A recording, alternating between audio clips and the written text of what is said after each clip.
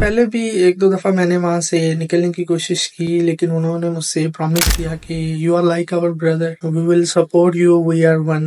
उस टाइम मैं firmly decide कर चुका था कि मैं यहाँ पे स्टे नहीं करने वाला, लेकिन फिर भी उन्होंने मुझे इतना इंसिस्ट किया कि मुझे वहाँ पे स्टे करना पड़ा, कॉन्फिडेंस मिल गया। लेकिन कुछ ही दिन बाद जब फिर मुझे वही चीज़ें फील हुई तो मैंने डिसाइड किया कि आज मैं बिल्कुल भी यहाँ पे स्टे करने वाला नहीं है।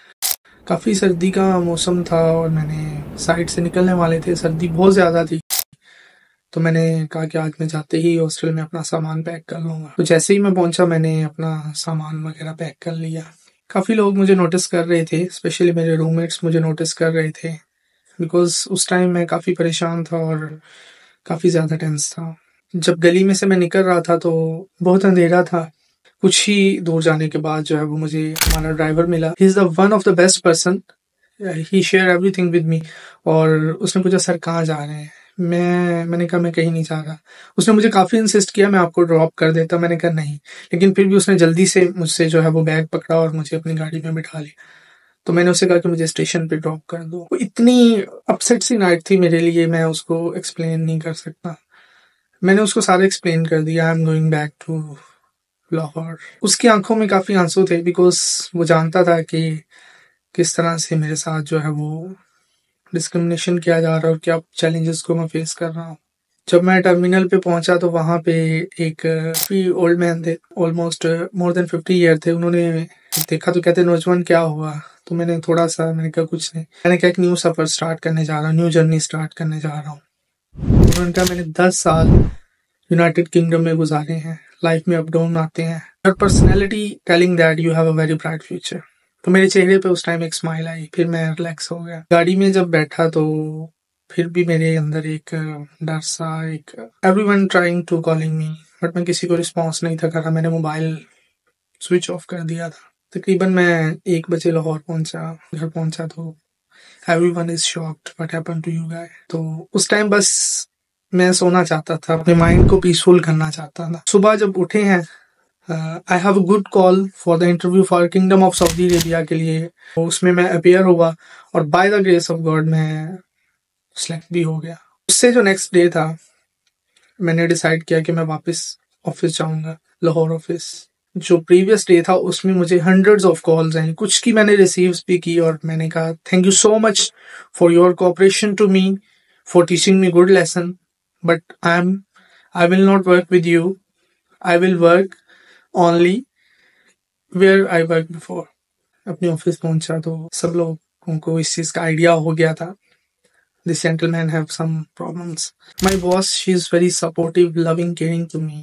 मैंने उनके साथ सारा कुछ एक्सप्लेन कर दिया, किन प्रॉब्लम्स को मैं फेस कर रहा हूँ, क्या चैलेंजेस हैं और किस तरह डिस्क्रिमिनेशन और बिलो द लाइन जो मेरी क्रेडिबिलिटी को लाइक अ क्रोयन डिस्टर्ब कर रहे हैं। For few thousands of money I will not put myself in that kind of work. Everyone think that के this gentleman will be out, but जिस बंदे के अंदर क्रेडिबिलिटी होती है, कुछ करना चाहता है, कर सकता है, वो कर लेता है। So by the grace of God मैं उधर एचओ में मैंने काम किया। They understand me. लोग आपको बहुत ज़्यादा एतमाद में लेंगे और फिर आपको ऐसा सबक सिखाएंगे कि शायद वो आपकी लाइफ में बहुत बड़ा लेसन होगा। अपने आप को, अपनी स्किल्स को कभी भी क्रोया ना लगने दें। बिलो द लाइन जाके कभी भी काम ना करें। अगर आपके साथ कोई डिस्क्रिमिनेशन कर रहा है, किसी को आपके साथ जेलसी है, किस तरह उसको फेस करना है, कैसे करना है, अगर आप मेंटली बहुत ज़्यादा डिस्टर्ब हैं, डिप्रेशन में जा रहे हैं, तो आप उस चीज़ को क्विट करें, because your life, your mental health is very much important. वो लोग बाद में मुझे बहुत सारे एक्सक्यूज़ करते रहे, लेकिन मैंने आज तक कभी किसी के साथ अटैक भी नहीं किया। मुझे बहुत बड़ा लेसन वहाँ से मिला। जो स्पिरिट ऑफ जेलसी होती है उसमें लोग कहाँ तक आपको डिग्रेड करने के लिए जाते हैं, क्योंकि वो आपको बर्दाश्त नहीं कर रहे होते, आपकी काबिलियत को, आपकी स्किल्स को। मैं हमेशा लोगों को सपोर्ट करता हूँ, लोगों पे ट्रस्ट करता हूँ, बहुत ज़्यादा ट्रस्ट करता हूँ। एक लेवल तक मेरे अंदर जो है वो ह्यूमैनिटी के लिए रिस्पेक्ट है। आप अच्छे डिसीजन मेकर बने, अपने अंदर में से फियर को ख़त्म करें, चैलेंजेस का सामना करें, and you will be the champ one day. वहाँ पे ही एक पर्सन था, हमेशा मुझे मोटिवेट करता था कि your success is not in somebody है। I said yes I know that. मैं ये जानता हूँ कि मेरी कामयाबी किसी के हाथ में नहीं है, लेकिन वही लोग बाद में मेरे लिए बहुत सारी प्रॉब्लम्स का सबब थे। अपनी लाइफ में बहुत स्ट्रगल की मैंने, चैलेंजेस को भी फेस किया।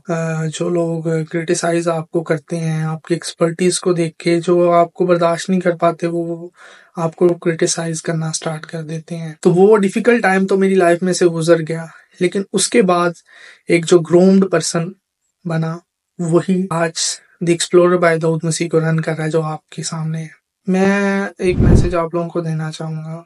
आप जितने भी लोगों में घिरे हुए हैं, आपके इर्द गिर्द बहुत सारे लोग हैं, आपको बहुत सारे चैलेंजेस का सामना करना पड़ेगा, लेकिन अपनी एक्सपर्टीज को, चैलेंजेस को कभी जाया ना होने दें। फेस करें, लेकिन अपने अंदर डिसीजन मेकिंग पावर को इतना स्ट्रांग कर लें, इतना स्ट्रांग कर लें कि अपने कल से ना डरें कि कल को क्या होगा।